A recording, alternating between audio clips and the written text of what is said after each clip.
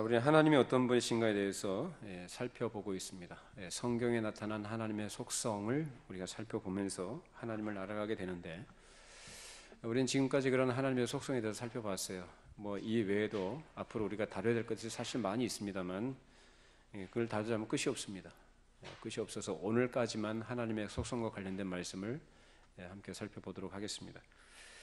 자, 그런데 우리가 하나님을 이러한 이 말씀을 통해서 알도록 하신 분이 물론 성령님이시죠. 하나님을 안다라는 것은 지식적으로 아는 것이 아니라 하나님을 인격적으로 아는 것입니다. 그래서 부부가 서로가 잘 알듯이 그 하나님을 그렇게 아는 걸 안다, 그렇게 얘기하는 것이고, 그것을 다른 표현으로 하자면 믿음이다, 그렇게 얘기합니다. 그래서 하나님을 안다라고 할 때, 이전에 몰랐던 하나님이 이런 분이구나라는 것을 지식적으로 아는 것, 그 지식이 그것이 그 사람의 그 믿음이라고 할 수도 없는 것이고, 그것이 구원의 보증수표가 되는 것도 아닙니다. 그런데 이 하나님을 물론 교회 밖에 있는 사람들보다 더 많이 아는 것, 또 하나님에 대해서 이해하는 것이 참 중요하긴 하지만, 그렇다고 해서 그 자체가 그 사람을 구원하는데 어떤 중요한 어떤 무슨 문이 된다든지 그 수표가 되는 것은 아닌 것입니다. 인격적으로 하나님을 안다라는 것은 그 하나님을 실제적으로 체험하는 거죠. 그 하나님이 어떤 분이신지를. 그것이 바로 믿음 안에 거하는 것이고, 그 믿음 안에 거하는 것이 사람의 본분이고 존재 이유고 목적이며 사람의 복입니다. 그래서 이것이 안 되면, 그래서 이것이 안 된 상태에서 단순히 어떤 자기가 알고 있는 하나님에 대한 이해, 그 이해의 틀을 가지고 하나님을 섬기고 이렇게 나아가는 것, 그 상태에서 그들이 머무르는 것은 그것은 좀 많이 모자란 것입니다. 자, 오늘 말씀의 주제는 하나님의 전능하심인데, 하나님은 전능하신 분이다 라고 할 때 이것은 문자적인 의미, 즉 사전적 의미로서는 하나님은 못하시는 것이 없는 분이다, 여러분 믿으십니까? 하나님은 못하시는 것이 없어요. 다른 말로 얘기하자면 하나님은 그 능력으로 온 우주 만물을 통치하고 다스리신다라는 것입니다. 근데 이 하나님의 전능하심이 역사 속에서 최초로 나타난 사건이 천지 창조입니다. 온 우주 만물을 하나님께서 그 말씀으로 창조하셨고, 그 창조하신 세계 하나님의 형상을 따라 사람을 만드셔서 그 사람으로 하여금 하나님을 대리한 자로 이 세상을 통치하도록 그렇게 해주셨던 거죠. 그렇게 사람을 지으신 것은 그 사람으로 하여금 올바른 생활을 통해서 그를 지으신 하나님의 목적을 이루어 드리도록 하기 위함이었습니다. 이것을 놓치게 되면 우리의 신앙생활은 엉망이 됩니다. 하나님께서 사람을 이 땅에 만드신 목적과 그리스도를 통해서 우리를 구원하신 목적은 똑같습니다. 다르지 않아요. 무엇이죠? 하나님을 영화롭게 하고 그를 영원토록 즐거워하는 거예요. 그러니까 하나님 자체, 하나님 그분만을 높여드리는 것이고, 그분을 기쁘시게 해드리는 것이고, 그분을 내 마음에 즐거워하는 거예요. 하나님 때문에. 그것이 바로 사람의 본분이에요. 그렇게 될 수 있다면 그것이 바로 누리는 복입니다. 여러분들이 그런 복을 누리는 분들이 되기를 바랍니다. 자, 그런데 하나님께서는 그러한 하나님의 능력으로 창조하시고 만드신 모든 피조 세계를 사람에게 주셔서 그것으로 다스리게 하시고 하나님의 뜻을 이루도록 하셨는데, 오늘날까지도 하나님은 그 능력으로 모든 것을 통치하시며 우리에게 그런 능력으로 역사하고 계십니다. 자, 그런데 우리가 이해하고 있는 하나님은 어떤 하나님이시죠? 그 전능하신 하나님에 대해서 오해하고 있는 부분이 뭐냐면, 자기가 가지고 있는 이해의 틀, 그것을 가지고 하나님을 이해하고 그 틀 안에서 하나님을 섬기고, 그래서 하나님을 자신의 삶에 적용하기를 좋아해요. 물론 하나님께서는 무엇인가 할 수 있는 전능하신 하나님이신 것은 맞습니다만, 문제는 그것을 자기 이해의 틀 안에서만 그 하나님으로 인정해드리고 싶어 한다는 거예요. 그것이 바로 우리가 갖고 있는 한계고 오해고 문제인 것입니다. 그래서 내가 원하는 것을 얻고 기대하고 소망하는 일들이 이루어지는 일에 있어서 하나님은 그 일을 해주셔야 되는 분, 그 일을 위해서 나는 하나님께서 기뻐하신 것을 함으로써 하나님께서 그에 대한 보상으로서 어떤 것을 나에게 이루어 주시고 성취케 해주시는 분. 여러분, 이것은 우리가 하나님을 제대로 모르는 겁니다. 하나님께서 물론 그가 믿음으로 하나님을 섬기고 또 착하게 살면 하나님께서 그 사람의 복을 주시죠. 은혜와 복을 허락해 주시는데 그것은 그 사람을 하나님이 기뻐하신다는 표현이지 보상이 아닙니다. 근데 마치 내가 원하고 기대하는 것을 얻도록 하나님께서 역사하시고 그 힘을 발휘해 주시고 나에게 보상으로 채워주시는 것에 초점을 맞추게 되면 우리 기독교 신앙은 초점을 잃어버리는 것입니다.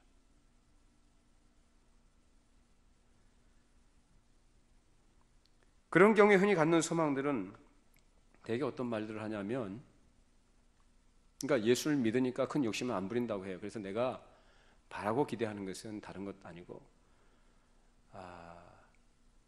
그죠? 우리 가정 평안한 거, 그리고 다른 사람한테 아쉬운 소리 하지 않고 그냥 먹고 살만한 거, 그리고 우리 자녀들도 큰 문제 없이 평범하게 그냥 그렇게 살아가는 것, 문제 없이 살아가는 것, 이 정도면 된다라는 거예요. 얼핏 들으면 이것이 마치 세상 사람들이 갖고 있는 탐욕스러운 삶하고 비교해 보면은 그것이 참 고상한 것 같고 참 괜찮아 보이는 것 같습니다. 사실 굉장히 교만한 거죠. 왜? 그 사람의 관심은 하나님의 뜻과 하나님의 거룩한 목적에 관심이 있는 게 아니라 어디에 관심이 있어요? 자기 자신의 삶에 관심을 두고 자기의 소원에 치중하는 거예요.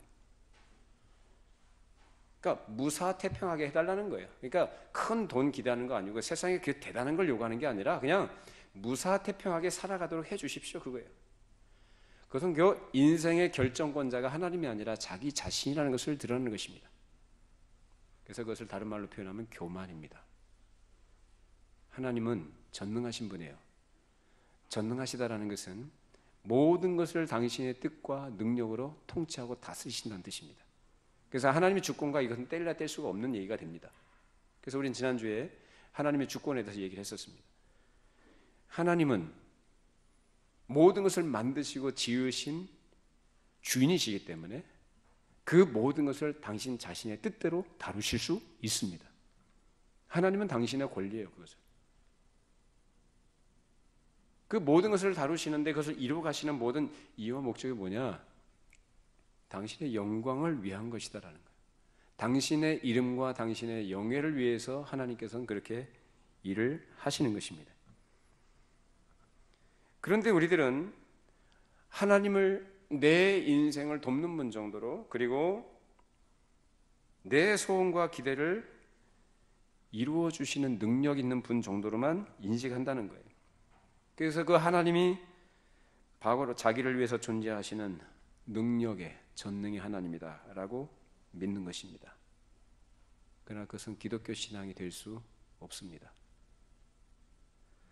기독교 신앙이라는 것은 하나님이 어떠한 분이신지에 대한 바른 인식, 즉 하나님은 하나님이시기 때문에 하나님이신 것, 그리고 모든 것을 당신의 뜻과 계획과 목적을 따라 자유롭게 능력으로 일하시며 자신의 영광을 위해서 지으신 사람이 자기의 주인 되시며 왕 되신 하나님 앞에 순종하며 굴복하는 데 있습니다. 그리고 하나님은 그 사람을 통해서 영광 받으시기를 원하시는 거예요. 하나님의 관심은 거기 있습니다. 그래서 능력을 베푸시는 거예요. 그래서 능력으로 일하십니다. 근데 우리의 관심은 어디 있습니까? 하나님의 관심과는 관계없는 쪽에 우리의 관심을 두고 있잖아요. 우리가 얼마 전에 사춘기를 다 겪었습니다만은, 사춘기를 겪으셨죠? 그 사춘기가 뭐죠? 동화 같은 줄 알았던 이 세상이 동화 같지 않다는 것을 아는 것이 사춘기예요. 다시 말하면 자기가 생각하고 기대했던 것처럼 이 세상이 호락호락하지 않다라는 것을 깨닫는 것이 바로 사춘기입니다. 우리 신앙생활에도 마찬가지가 있는데, 그 영적 사춘기가 있는데, 그 영적 사춘기는 뭐냐면 이전에 내가 알고 있던 하나님이 그런 하나님이 아니었구나는 것을 아는 거예요. 이전에 알고 있었던 하나님은 어떤 하나님이에요? 모든 것을 다 자기 중심으로 이해하는 하나님, 자기 중심으로 이해되는 하나님, 그래서 그 하나님을 자기를 위해 존재하는 분으로 인식하고 있는 거예요. 근데 사춘기가 지나면 이제 반대가 돼요. 그 생각과 깊이가 달라져요. 전능하신 하나님이라는 것이 무엇인지를 압니다. 그래서 하나님은 자기를 위해서 존재하시거나 능력을 베푸신 분이 아니라 하나님의 거룩하심과 그 영광을 위해서 우리를 부르셨으며 그 뜻과 계획을 따라서 우리를 다루시고 간섭하시며 만들어 가시는 분이구나라는 것을 깨닫는 거예요. 그런 차원에서 전능하신 하나님으로 이해가 되는 겁니다.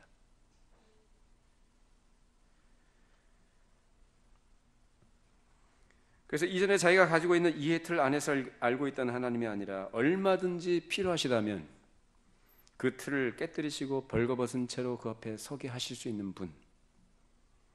그래서 어릴 때의 생각과 조금 더 큰 다음에 생각의 깊이와 넓이가 달라지듯이 우리의 신앙도 그런 것입니다. 이전에 알고 있던 하나님은 내가 원하는 것을 얻도록 돕는 능력자였지만 이제 수많은 시행착오 끝에 알게 된 하나님은 당신 자신의 목적을 이루시기 위하여 능력을 행하시는 분이심을 깨닫게 되는 거예요. 그래서 하나님을 초월자로만 이해하게 되면 그것은 기독교 신앙이 아닙니다. 물론 하나님은 초월의 하나님이십니다. 그러나 동시에 하나님은 내재하시는 분이에요. 우리와 함께 하시며 나를 아시며 나를 간섭하시며 나와 동행하시며 나를 그의 뜻을 따라 만들어 가시는 하나님. 이러한 하나님으로 이해해야만 그것이 바른 기초가 됩니다. 우리는 그 일에 하나님께서 부르심을 받은 사람들이며 하나님의 일하심 속에서 하나님을 아는 자로 하나님을 제대로 섬길 줄 아는 사람으로 만들어져 가는 것입니다. 성경이 우리에게 가르치고 싶어하는 것이 뭘까요? 여러 가지가 있습니다만 한 가지를 얘기합니다. 하나님이 우리를 만들어 가신다. 무엇으로요? 하나님의 백성으로, 하나님을 제대로 알고 그를 사랑하는 자녀로 만들어 가신다는 겁니다. 그것이 성경이 가르치는 거예요. 창세기 3장에 보시면은 인간이 타락한 얘기가 나오죠. 그 타락이 모든 불행의 출발점이었습니다. 아담이 모든 피조물들 가운데 가장 으뜸되는 존재로 하나님의 특별한 대접을 받았던 것은 하나님의 형상을 따라 지음받았기 때문이요. 또 그래서 그 형상을 따라 지음받은 유일한 존재인 그 인간에겐 무엇이 주어졌습니까? 자유가 주어졌어요. 그것을 다른 말로 자유의지라고 그래요. 그 자유로움을 가지고 누구를 섬기도록? 하나님을 기쁘시게 섬기도록 만들어졌다는 거예요. 그러니까 프로그램화된 게 아니에요. 인공지능처럼. 그게 아니라 인격체로, 즉 하나님의 형상으로 표현된 그 하나님의 인격을 반영된 존재로. 그래서 하나님을 그렇게 자유로움을 가지고 섬길 수 있는 존재로 만들어 주셨는데 그 자유와 권리는 어디 아래 있는 것입니까? 하나님의 권위 아래에 있는 거예요. 권위 아래에서의 자유지 그 권위를 넘어설 자유가 아닙니다. 그 하나님 권위 아래에서의 자유를 누리는 것이 바로 그것이 생명의 울타리였습니다. 그런데 인간은, 즉 아담은 유혹을 받아서 그 하나님의 권위 아래에 있기를 거부했고 그 울타리를 넘어가 버렸습니다. 자기가 자기 인생의 주인 노릇하면서 자기를 주장하기 시작했습니다. 마귀는 언제나 그래요. 마귀가 노리고 있는 것은 딱 한 가지. 마귀의 목적은 하나. 하나님과 우리 사이를 갈라놓는 것입니다. 하나님의 형상을 따라 지음받은 그 인간이 그 하나님의 뜻을 따라 거룩한 자로, 하나님을 알아가는 자로, 하나님을 섬기는 자로 살아가는 그 삶을 깨트리는 거예요. 무슨 억하 심정이 있길래 그런지 모르겠습니다만 마귀는 원래 그래요. 그래서 마귀가 역사하는 모든 역사의 목적은 바로 거기에 있다는 거예요. 하나님의 은혜로부터 떠나게 하고 하나님과의 관계를 파괴하는 것입니다. 그래서 아담은 그 유혹자의 유혹으로 인하여서 범죄하게 되었고 그것이 하나님께서 그를 저주하고 죄 아래 종노하게 된 그런 출발점이 된 것이죠. 이처럼 하나님과의 좋은 관계였던 그가 이게 죄로 이제 깨지니까 이제 먹이는 것을 이제 좋아했던 거예요. 근데 하나님께서 그것을 내버려 두실 수가 없었어요. 왜? 하나님은 그 아담을, 인간을 하나님의 형상을 따라 지으셨기 때문에. 그건 인간은 하나님의 영광의 반영체예요. 그걸 그대로 비참한 죄 가운데 버려두실 수가 없는 거예요. 그래서 하나님께서는 다시 그를 회복하시기로 작정하셨고 약속을 주셨습니다. 창세기 3장 15절 말씀 읽어보십니다. 내가 너로 여자와 원수가 되게 하고 내 후손도 여자의 후손과 원수가 되게 하리니 여자의 후손은 내 머리를 상하게 할 것이요 너는 그의 발꿈치를 상하게 할 것이니라. 여자의 후손 언약이라고 하는 원시 복음이 여기 나와 있죠. 즉 뱀을 저주하시면서 하신 말씀이에요. 여자의 후손으로 표현된 것은 바로 예수 그리스도를 말합니다. 뱀의 후손, 즉 뱀의 후손이 여자의 후손의 발꿈치를 상하게 한, 예수께서 십자가에 달려 죽으실 것을 여기서 미리 보여주신 것이고, 예수께서 뱀의 머리를 깨뜨실 것을, 사망 권세를 깨뜨시고 부활하시는 것으로 표현한 것입니다. 그래서 하나님께서는 이 일을 이루시기 위하여 오랜 세월에 걸쳐서 일을 하셨습니다. 그래서 인류의 역사는 이런 하나님의 약속을 이루시기 위한 하나님의 일하심의 내용들입니다. 이 역사 속에서 하나님께서 한 사람을 선택하셨는데 그 사람이 아브라함입니다. 아브라함은 하나님께 선택을 받을 만한 자격이나 조건을 갖추지 못한 사람이었어요. 여전히 죄 가운데 있던 우리와 똑같은 죄인이었습니다. 그런 그에게 하나님께서 찾아가셔서 그를 불러내시면서 약속을 주십니다. 창세기 12장 1절 2절 말씀 같이 함께 읽어보십니다. 여호와께서 아브라함에게 이르시되 너는 너의 고향과 친척과 아버지의 집을 떠나 내가 내게 보여줄 땅으로 가라. 내가 너로 큰 민족을 이루고 내게 복을 주어 내 이름을 창대하게 하리니 너는 복이 될지라. 하나님께서 복이 없는 자에게 복을 약속하셨고 복이 될 수 없는 자에게 복이 될 것이다 라고 엄청난 약속을 해주셨습니다. 이 약속을 받은 아브라함은 길을 떠나서 마침내 가나안 땅에 도착하게 됐어요. 자, 하나님께서 약속하신 가나안 땅이 그의 삶의 새로운 무대가 됐습니다. 자, 거기에서 그가 가나안 땅에서 해야 될 일이 뭐였을까요? 가나안 땅에서 아브라함이 해야 될 일이 뭐였어요? 매일매일 그 하나님의 약속을 기억하면서 그 하나님의 하나님 되심을 찬송하면서 그분을 신뢰하고 순종하는 것이었습니다. 하나님은 그걸 원하신 거예요, 아브라함에게. 믿음이라는 것은 내 감정과 기분과 어떤 환경에 따라서 요동치는 게 아닙니다. 하나님을 아는 게 믿음이고 그 앞에서 사는 게 믿음이에요. 근데 아브라함이 어떻게 했죠? 가나안 땅을 떠날 때 75세의 부름을 받았습니다. 근데 10년이 넘도록 하나님께서 그에게 아들을 안 주셨어요. 나이는 들어가죠. 몸은 점점 약해져 가죠. 생산할 수 있는 능력이 점점 떨어지죠. 가능성이 없어져 가요. 그러니까 불안하고 초조해집니다. 그러니까 어떻게 해요? 애굽 여종 하갈을 취해서 그를 통해서 이스마엘이라는 아들을 낳습니다. 자기 방법으로 하나님의 약속을 이루어보려고 했던 거죠. 하나님께서는 그 사건 이후에 10년 이상을 침묵하십니다. 말씀 안 하셔요, 하나님이. 말씀하지 않고 하나님께서 함께하지 않는 것을 경험하는 것, 그런 상태에 있는 것이 지옥이라는 거 아십니까?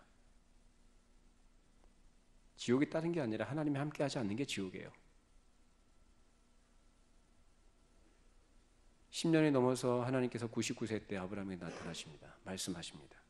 창세기 17장 1절 2절입니다. 아브라함이 99세 때 여호와께서 아브라함에게 나타나서 그에게 이르시되 나는 전능한 하나님이라 너는 내 앞에서 행하여 완전하라. 내가 내 언약을 나와 너 사이에 두어 너를 크게 번성하게 하리라 하시니. 자, 18장 13절 14절입니다. 아브라함에게 이르시되 사라가 왜 웃으며 이르기를 내가 늙었거늘 어떻게 아들을 낳으리요 하느냐 여호와께 능하지 못한 일이 있겠느냐 기한이 이를 때에 내가 내게로 돌아오리니 사라에게 아들이 있으리라. 하나님은 허튼 말 하시는 분이 아니고요, 하나님의 뜻하시고 계획하신 것을 말씀을 통해서 선포하시고 그대로 하시는 분이에요. 그래서 하나님은 전능하신 하나님입니다. 그러니까 말씀하시고 안 하시거나 못 하시는 게 없는, 말씀하신 것은 곧 되는 것, 능치 못하심이 없는 것, 아브라함에게 약속하셨던 그 약속을 주심으로써 하나님의 뜻을 성취하시는 하나님. 그래서 아브라함이 99세 때 하나님께서 최종적으로 그에 나타나시 약속하신 거예요. 내년 이맘때 너에게 아들이 있을 것이다. 사라가 웃었어요. 허허, 90세거든요. 90세 노인이 아기를 낳아요? 지나가는 소가 웃을 일이죠. 사라가 웃었어요. 하나님께 능치 못하심이 없다는 걸 몰라요. 자기의 어떤 가능성이 있어야만 하나님을 믿으려고 하는 거예요. 그 인간의 어리석음이고 불신앙입니다. 자신에게 가능성이 없음에도 불구하고 하나님을 믿는 것이 믿음입니다. 근데 자꾸 우리들은 뭘 생각하죠? 내 안에 어떤 가능성이 있다는 걸 자꾸 생각을 해요. 가능성을 전제로 해서 하나님이 역사하실 것을 생각한단 말이에요. 그러니까 하나님이 역사하지 않죠. 그러면 그런 가운데 역사하시면 누가 영광받아요? 사람이 영광받죠. 그래서 하나님 이스라엘 백성들 가나안 땅에 들여보내실 때도, 이스라엘 백성들이 어떤 이방인들과 전쟁을 할 때도 하나님께서 어떻게 하세요? 많은 수, 많은 능력, 무기 이런 거 다 필요 없다고 합니다. 왜? 그렇게 해서 이기게 되면 내 손으로 이것을 이루었다 자랑할까 하나님께서 다 아시기 때문에 아예 싹싹 제거하시는 거예요. 다 제거하셔요. 기드온과 300용사 얘기 아십니까?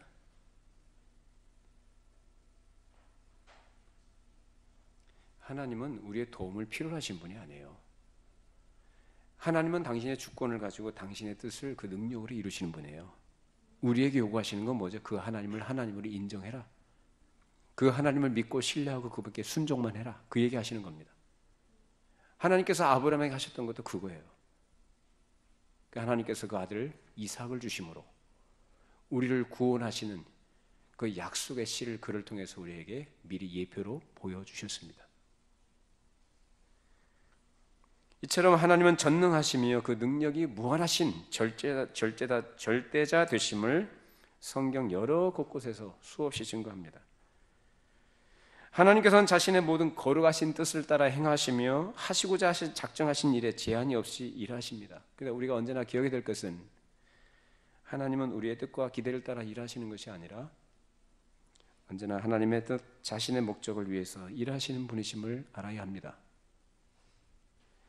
하나님의 뜻은 당신의 형상대로 지으신 사람이 이 땅에 존재하는 동안 그 목적을 따라 살아가는 데 있어요. 그것을 위하여 하나님은 능력을 베푸시고 일하신다는 겁니다. 그래서 우리가 개인적으로 경험하는 하나님의 일하심과 어떤 역사하심을 경험할 수 있습니다만은 그것은 나를 위해서가 아니에요. 나를 위해서가 아니라 궁극적으로 하나님께서 가지고 계시는 이 원대한 하나님의 뜻, 이 땅에 하나님의 나라가 구현되어지고 이루어지고 하나님의 언약이 성취되는 그 과정 속에서 경험하는 하나의 부분적인 것일 뿐이지 내 행복을 위해서, 내 만족을 위해서 일하시는 분이 아닙니다. 우리는 하나님의 영광을 위해서 살아가도록 부름받았기 때문에 그것을 우리의 사명으로 알고 그것을 위해서 살아가는 것을 기쁨으로 살아갈 때 하나님께서는 필요한 것들을 채워주시는 것을 경험하게 되는 거예요. 이해되십니까? 무슨 말씀인지 아시겠습니까? 그럼 여러분들은 지금 사춘기를 지금 겪고 있거나 이미 알고 계시다면 사춘기를 벗어나신 분들이에요. 그러기 전까지는 혼돈 가운데 있어요. 자기 뜻대로 한다니까 열받고 승질나고 하나님의 계시니 안 계시니 떠들어대고 하나님이 얼마나 크신 분인지를 알면 자기 자신이 얼마나 그 앞에 비천한 존재이며 얼마나 미미한 존재인지를 압니다. 전능하신 하나님을 안다라는 것은 아는 만큼 그만큼 겸손해질 수밖에 없는 거예요, 사람이. 근데 그걸 모르니까 교만한 거예요. 자꾸 자기 힘 생각하고 능력 생각, 자기 지혜, 자기 계산, 자기 소원, 기대, 소망 이런 걸 자꾸 내세우는 거예요. 하나님은 굉장히 크셔요. 얼마만큼 크셔요? 우주보다 크셔요. 그분 앞에서는 우리가 얼마나 미미하고 보잘것없는 존재일까요? 근데 하나님은 우리를 그렇게 보시지 않아요. 우리를 귀한 그의 자녀로 보십니다. 그렇기 때문에 하나님께서 원하시고 계획하신 뜻이 무엇인지를 우리가 알기를 원하신다는 것입니다. 그에 먼저 부르심을 받았던 아브라함과 그 이후로 성경에 등장하는 모든 사건들과 기적들 그리고 많은 사람들의 이야기는 하나님이 어떤 분이신가를 우리에게 가르쳐 주는 거예요. 죄로 인해 하나님과의 관계가 단절된 죄인들을 다시금 회복하시고 전국 백성으로 삼기 위해 일하시는 것입니다. 그래서 하나님의 아들이신 예수님께서 이 땅에 오신 것은 그 하나님의 놀라우신 능력의 결과였습니다. 자, 우리 이사야서 오늘 9장 6절 말씀입니다. 이는 한 아기가 우리에게 낳았고 한 아들을 우리에게 주신 바 되었는데 그의 어깨에는 정사를 메었고 그의 이름은 기묘자라 모사라 전능하신 하나님이라 영전하시는 아버지라 평강의 왕이라 할 것입니다. 자, 예수님께서 이 땅에 그 능력으로 오셨는데 능력으로 오셔서 하신 일이 뭡니까? 하나님의 능력으로 이 땅에 오셨잖아요. 어떤 능력으로 오셨어요? 처녀 몸에 성령의 능력으로 잉태되셨고 태어나셨잖아요. 그렇게 놀랍고 신비로운 방식으로 이 땅에 오신 예수님께서 하신 일이 뭐죠? 십자가에서 죽으신 거예요. 당시 예수님 당시에 유대인들과 제자들의 기대는 그렇지 않았습니다. 자기들에게 능력을 베풀어 주시고 어떤 세상에서 그렇게 표현되는 그런 힘 같은 것을 나타내 보여주시니까 환호했죠. 박수치고 환영했습니다. 많은 사람들이 예수님을 따라다녔어요. 예수님께서 자기들에게 떡 먹여 배불려 주시고 병 고쳐주시고 귀신 쫓아내주시고 여러 가지 기적과 능력을 행하시니까 아, 이 사람이야말로 정말로 하나님이 보내신 능력자요 우리의 구원자구나, 우리의 현실적인 문제를 해결해 주시는 분이고라는 것으로 이해한 겁니다. 로마의 통치로부터 자기들을 해방시켜줄 능력자로 그들이 추대하면서 왕으로 삼으려고 했던 거 아닙니까? 예수님께서 도망가셨어요. 나 그것 때문에 온 게 아니다라는 것. 전능하신가 하나님의 능력이 그렇게 나타났던 것은 그 모든 문제의 원인이 되었던 죄의 문제를 해결해 주시기 오시기 위한 것임을 보여주신 거예요. 그 죄 문제를 해결하시기 위한 방법이 유일한 방법이 무엇이었습니까? 십자가에서 피 흘려 죽는 것입니다. 십자가에 달려 죽으심으로써 우리의 모든 죄의 문제를 해결하시고 우리를 하나님의 자녀로 하나님의 형상을 따라 지음받은 하나님의 창조의 목적을 따라 살아가는 자로 만드시기 위한 하나님의 계획이었습니다. 그것은 하나님께서 그의 능력으로 일을 이루신 것입니다.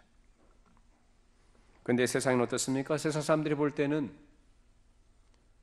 당시 많은 유대인들이 예수님에서 기대했던 것처럼 오늘날도 많은 사람들이 생각할 때 하나님의 능력이라는 것은 사람들을 행복하게 해주고 이 세상에서 그들이 얻고자 하는 것을 이루어 주시는, 그것을 다른 말로 구원이라 그렇게 얘기를 합니다. 사람이 구원 얻는 것에서 사람의 노력들, 사람의 행위, 사람의 공로, 사람의 선한 행실 이런 것들을 근거로 해서 이룰 수 있다고 생각하는 거죠.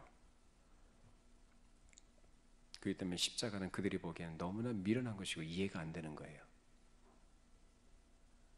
자, 우리 고린도전서 1장 18절 말씀입니다. 십자가의 도가 멸망하는 자들에게는 미련한 것이요 구원을 받는 우리에게는 하나님의 능력이라. 사람의 눈으로 보기에는, 사람의 생각에는 미련해 보이고 어리석은 일로 보이지만 하나님의 능력은 그 십자가로 나타났습니다. 이를 위하여 구약시대 오랜 세월 동안 하나님은 이래 오신 것이고 계속되는 인간의 반역과 불순종에도 불구하고 기필코 하나님은 그 일을 이루신 것입니다. 그리고 그 하나님께서 지금도 우리 가운데 능력으로 역사하고 계십니다. 그 능력은 다른 것이 아니라 죄인을 구원하시는 능력이요, 새로운 피조물로 만드시는 것입니다. 왜 하실까요?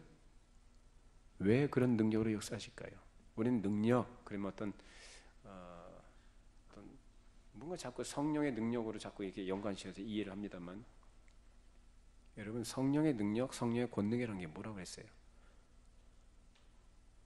어떤 신비한 체험을 하는 것, 또 기적을 경험하게 하는 것인가요? 성령의 권능이 뭐죠? 다른 말로 하면 이것은 하나님의 능력을 얘기하는 건데, 그게 뭐예요?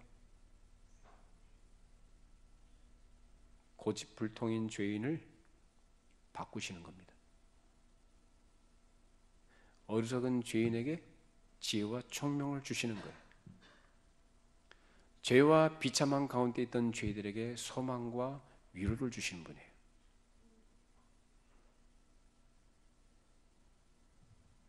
생각해 보십시오. 여러분들이 예수 믿는다고 하면 예수 믿는 것이 기적 아닌가요? 어떤 기적을 기대하시나요? 여러분 자체가 하나님의 능력의 결과입니다.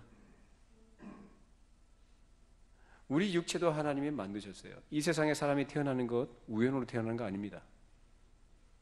하나님께서 이 땅에 생명을 주셔서 보내시기 때문에 태어난 겁니다. 왜 보내셨냐? 구원받지 못한 사람들 왜 보내셨느냐? 우리 몰라요.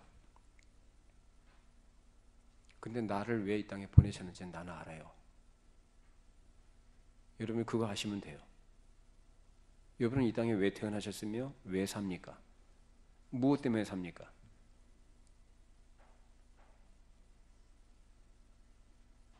그걸 알면 여러분 성경을 아는 거예요. 그걸 다른 말로 얘기하자면 믿음이라 그렇게 얘기합니다.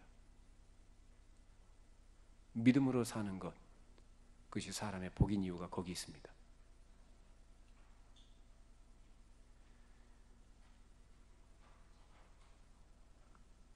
우리가 이 땅에 살도록 하신 하나님의 걸어가신 목적에 합당한 자로 만들어 가시는 과정 속에 우리가 있다고 이해할 때 하나님을 사랑하는 사람으로 살아가는 것이죠.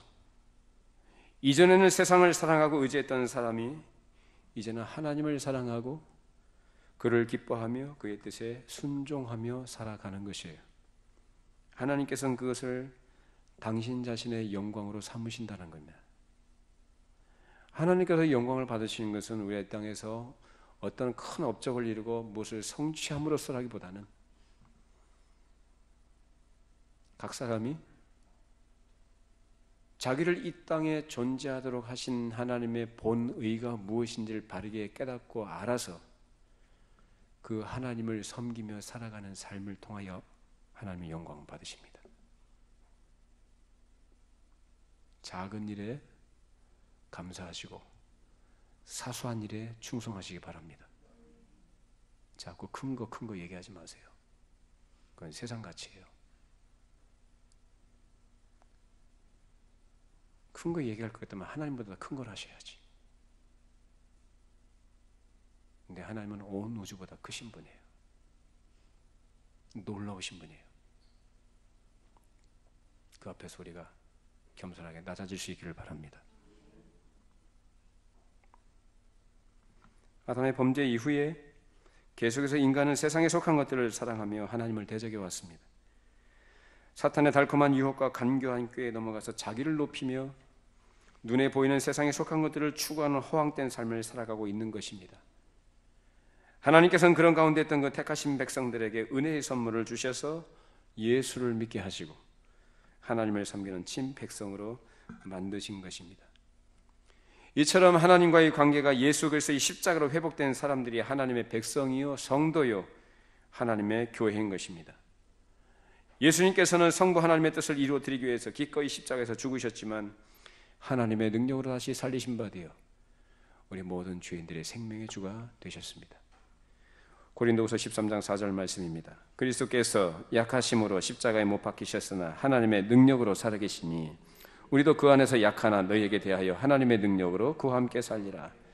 이제 우리가 사는 것은 내가 사는 것이 아니라 그리스도의 생명으로 하나님의 능력으로 사는 것입니다. 하나님의 능력은 죽은 자를 다시 살리시며 지옥 갈 죄인들을 하나님의 거룩한 백성으로 구원해 나가시는 것입니다. 이제 우리가 그 그리스도 안에 있다면 우린 능력 있는 하나님의 자녀들로 살아갈 수가 있으며, 그 능력은 자기 자신을 의지하거나 자기 자신을 목적으로 하는 것이 아닌 하나님을 의지하고 그분의 뜻을 따라 순종하며 살아갈 때 경험되는 능력인 것입니다.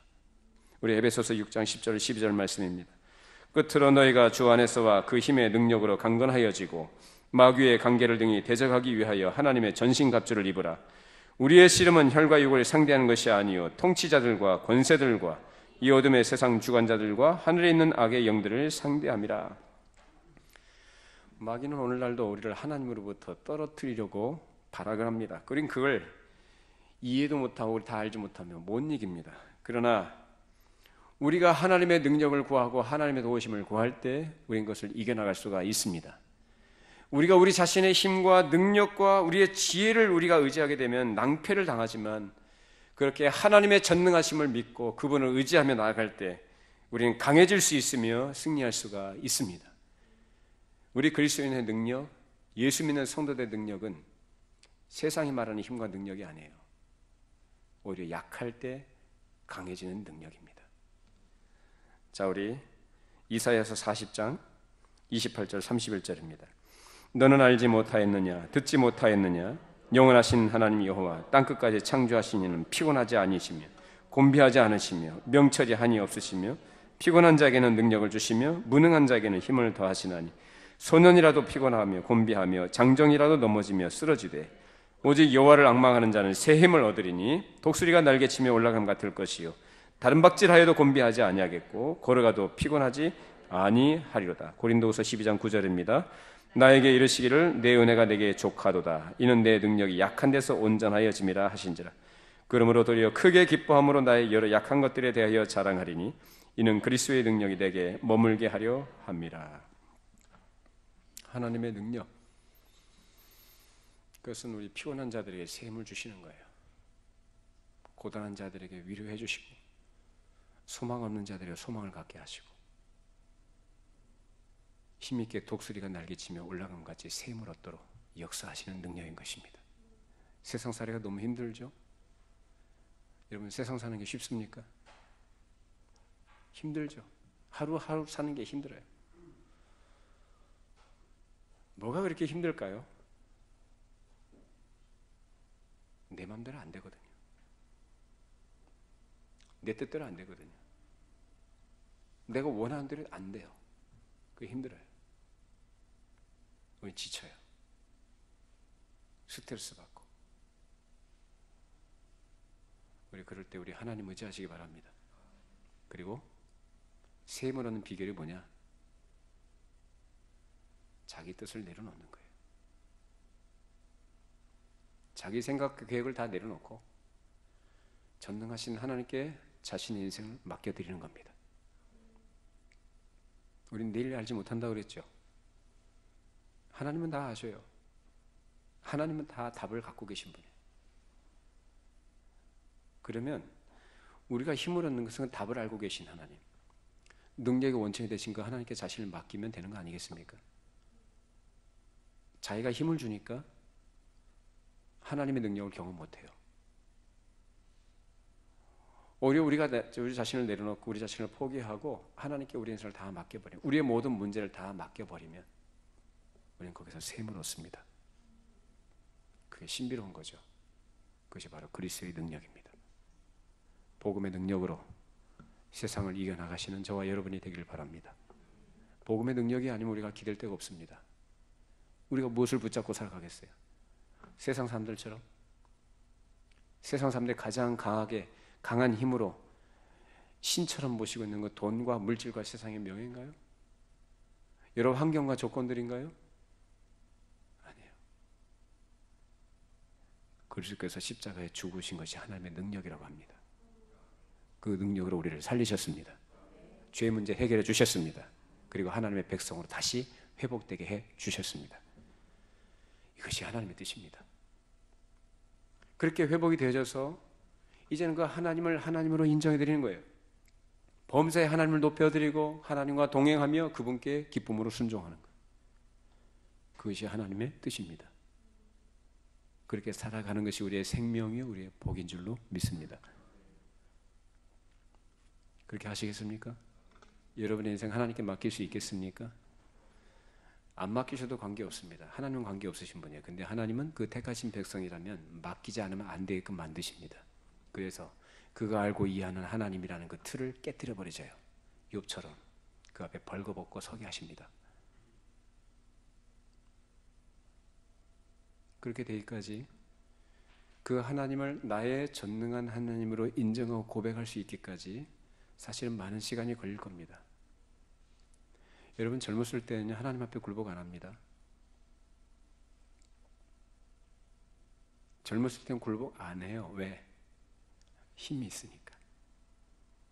그리고 무식하니까.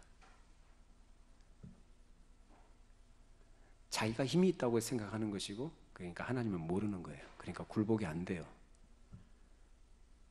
자기 뜻대로 한다니까 스트레스 받고 이상해지는 거예요.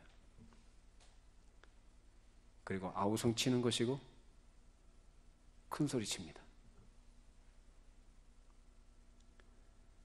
나이가 들어갈수록, 세월이 갈수록, 하나님의 다스림 속에 살아갈수록 하나님을 알아갑니다.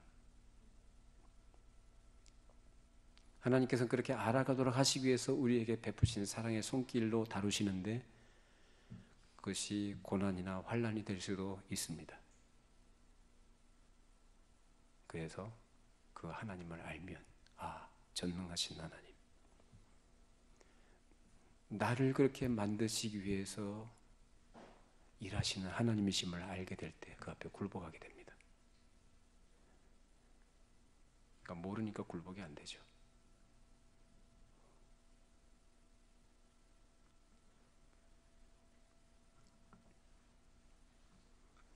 하나님이 어떤 분이신지를 경험하지 못하면 그래서 우리의 고백은 가벼울 수밖에 없고 그 깊이가 천박할 수밖에 없습니다. 그래서 공허한 것입니다.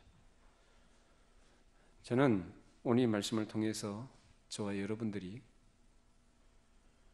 세월에 비례해서 나이에 비례해서 하나님을 고백하기보다는 성령께서 우리 가운데 감화하시고 은혜 주셔서 그 믿음으로 참되신 하나님을 고백할 수 있기를 바랍니다.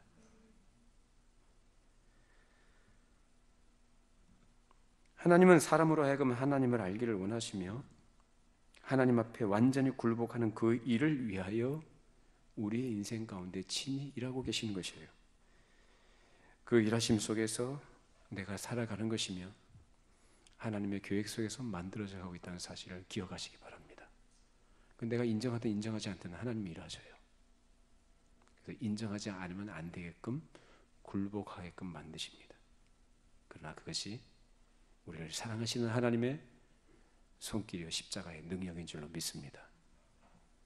그것을 알고 하나님의 굴복하는 그 하나님의 능력 앞에 완전히 굴복하는 그 복을 우리 모두가 누릴 수 있기를 바랍니다.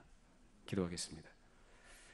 걸어가시고 자비로우신 하나님 아버지, 오늘도 죄인이 우둔한 입술로 주의 말씀을 감히 대언했습니다.